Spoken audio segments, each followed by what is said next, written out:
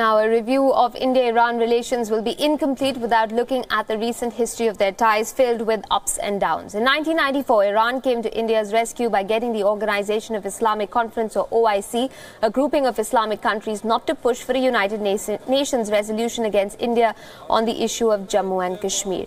It came about only after the then Indian Prime Minister Narasimha Rao hurriedly dispatched his foreign minister as his personal emissary to speak with the Iranian leadership. At the turn of the millennium, India sought to revitalize ties with Iran. In 2001, then Prime Minister Atal Bihari Vajpayee visited Iran, and 2 years later, India hosted the then Iranian President Mohammad Khatami as the chief guest at its Republic Day celebrations. Both countries held preliminary military talks and spoke about Chabahar port, among other issues of interest. But by 2005, relations took a hit after India voted against Iran in the International Atomic Energy Agency, or IAEA, the UN nuclear watchdog. This was the time India was negotiating a civil nuclear cooperation agreement with the United States, and American lawmakers leaned on New Delhi to curtail its ties with Tehran. Tehran retaliated by cancelling a contract for selling liquefied natural gas, or LNG, to India.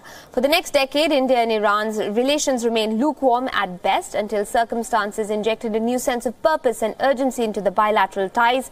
But even when ties weren't looking up, diplomats of both countries remained engaged throughout.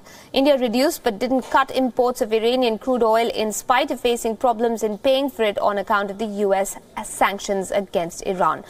Now, the road to recovery wasn't without hiccups, like the time when Iran's supreme leader, Ayatollah Khamenei, raked up the issue of Jammu and Kashmir, much to New Delhi's disappointment. More than trade and economy, it was the logic of connectivity and security interests that was the clincher. A hostile neighborhood, China's all-weather relationship with Pakistan, China's foray into the Gwadar deep-sea port overlooking the Arabian Sea, the so-called China-Pakistan economic corridor, and worsening security situations in Afghanistan all weighed on New Delhi's mind as it sought to re-engage Tehran. The significance of the visit by Rouhani is therefore to be seen in that context.